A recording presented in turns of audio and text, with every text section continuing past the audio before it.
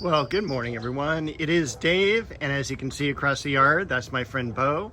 It is March the 28th, 2026, and it's a Saturday. Even more specifically, it's about 10 o'clock in the morning. Got some beautiful blue sky along with a few clouds out there. Allegedly, there's going to be some rain next week, but we'll see about that. A couple weeks ago, it was like 100 degrees here for almost an entire week in March. And this week, this past week has been a lot nicer. Days back into the 80s, and today is actually, I think, supposed to be about 88 to 90. We'll see about how that goes. And then next week, down into the 70s. So a much more seasonal week. But we have had things leaf out early and flower early, and everyone's kind of just discombobulated, including Bo. So we'll take a look back here at this beautiful Magnolia Solangiana. You can go back in my videos, and just a couple weeks ago, this was in full bloom. So now it has leafed out, and we'll just keep an eye on all the new growth here that's shooting out, just to make sure it doesn't get like too tall. And then we also want to keep it nice and airy throughout the center of the plant. We've got some geraniums. This will probably be redone next week because it is losing all of its moss and there's very little soil there. So I'm not sure even how those plants are surviving, but I do have some sphagnum moss. I'm gonna remoss this and give them a nice new home. The daffodils did not bloom well this year, and I'm really disappointed about that. Hopefully next year will be better. I'm leaving these as long as I can as far as the foliage goes to regenerate the bulb for next year. The Scilla and my shadow, let me get out of the way here, definitely had a rough time with this heat early on. You can definitely see how bleached this is, and the flowers just did not last this year at all. I mean, as soon as they started to open, the heat was just way too hot and just burned them up. The daylilies that you'll see in the background and also in the foreground, they're coming up right now. They're going to be looking really nice. This is a white flowering daylily. Last week I did finish cleaning up this area here, and hopefully we'll get some of these plants planted in the next couple of weeks. Sadly, I mean, I shouldn't say sadly, embarrassingly, this has a bloom on it, a bud, and it's still basically where I put them for shipping. Got some foliage coming out on the lilac, and then this plant back here, this is a California buckeye, which I got from a seed from a tree on campus where I teach. So this is really cool. First time in 3 tries that I've had a seed leaf out, germinate, and it's got about a 50% germination rate. So I'm roughly right in there with a small sample size. And then the Chionanthus flower, this is not the blood lily, this is the paintbrush lily. The blood lilies across the way. We've got this one here, and I don't think there's really anything else to talk about down there. So let's take a look now over here. I think last week you also saw that I cut back the Lycojum foliage. It was just getting way too leafy, and it was covering up a lot of the plants around here. So I had to cut those back a little prematurely, but they did have a good season. I'm probably going to do a video next week on just the different maples that I have in the yard. And so this one is Orange Dream. You can see some beautiful African daisy flowers, or osteospermum here. This is Crimson Bouquet. It's a Floribunda rose, but this is trained as a tree form, or I should say grafted. It's not really trained, but what they do is they just graft on top of a 3-foot stem, and that's the rose variety. Over here we do have one of my favorite scents is from the Pittosporum. Even though this is a really common 1950s, 1960s SoCal plant, I just love the smell of that orange blossom.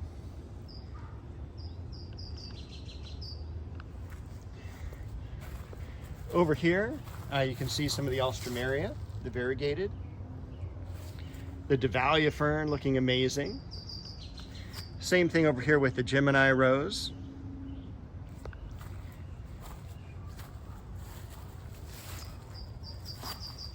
We've got the Carex. And even this whole entire area over here is just doing terrific. This is a newly planted, built area. The bed used to end right past the pomegranate. And so I just extended out the rocks to the back flower bed there, the back corner, made that kind of its own unique area. This is Shishigashira. Definitely some Shasta daisies there. I heard the little paw prints running from the side of the house. I was like, what's she after? Maybe she's just after wanting to be in the film. We got some carnation, but she has been after a lot of lizards. We've had so many lizards this past few weeks. So over here we've got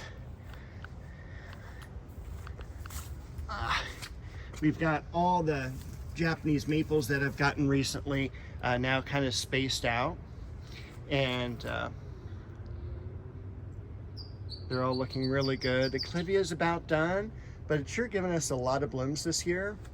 And I also want to point out, I have blossoms and leaves on the Chionanthus, the Chinese fringe tree. And so these aren't overly large. I'll put my hand behind it here just to show you as for reference. These are just so fantastic. It is a really nice, clean tree. Keep in mind it does lose its leaves in the wintertime, but it's just leafing out so nicely right now. And a lot of buds coming up to open. So I'm really excited. I can't wait for this tree to like triple in size. And I'm hoping it does so soon because it'll provide a lot more shade for the garden. The Heliotropium Ecuador, they're showing some blooms in the back. Seems that every time it gets to a nice, decent sized plant, that it gets hit by the wind or the rain or things like that. So then we got Kitty in the background there.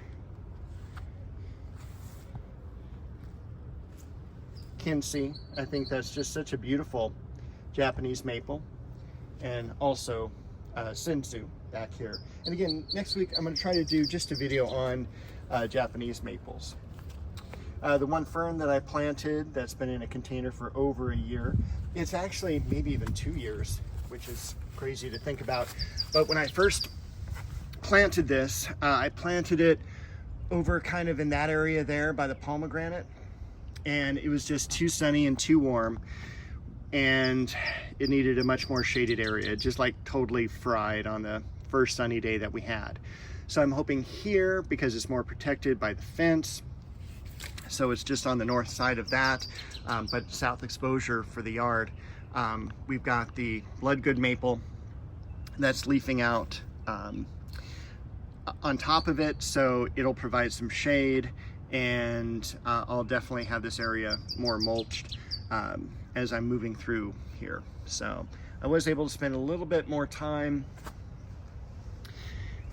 in this area, in the yard this past week. The weather was much nicer, and I just want to point out, look at how cool that foliage is. This is Jetalo orange. All right. I was able to spend more time out in the yard this week, probably about 6 hours, and that really helped out. We'll walk outside the sun here. But again, there's so much to do. We've also got Chionanthus here coming into bloom. Just such a cool plant, and something that's always in bloom during the warm weather. The Acacia cousinette looking good. That's the blood lily. And with Stringia. Once again, the berberis, if you missed last week, has leafed out. I thought we were gonna lose it. And we'll zip into the garden here. And by the way, I did get a new mower. So I got an Echo mower from Home Depot, gas powered, and it's done pretty good. So this is the third mowing of the yard, and definitely you can tell it had a much better blade, which was my fault because I should have replaced the blade on my old Honda mower, which was about 12 years old. So it was time to get a new mower, and it's done terrific. The height settings I'm still not too sure about. I think it's just cutting a little bit too low personally for me, but then the next height setting up is too high. So I want to cut the grass low this time of year, which is totally okay to do. You actually want to leave the grass higher in the summer, but right now all of the clovers are in bloom, so I want to get rid of all of those so they don't spread any more seed and look annoying in the yard. But I thought the lawn looked really good. In fact, I'll probably show you the front yard today too. Look at that, look at that. Chocolate cosmos coming up from that plant over there.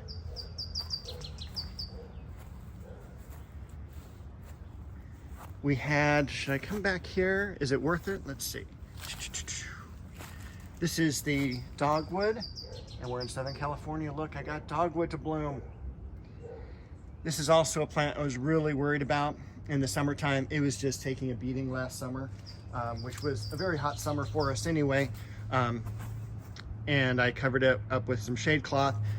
It defoliated prematurely. I wasn't sure if that was gonna make it, but it has. Also, look at all the blooms on the crabapple. It's amazing. It looks so good. And I also love the darker foliage too.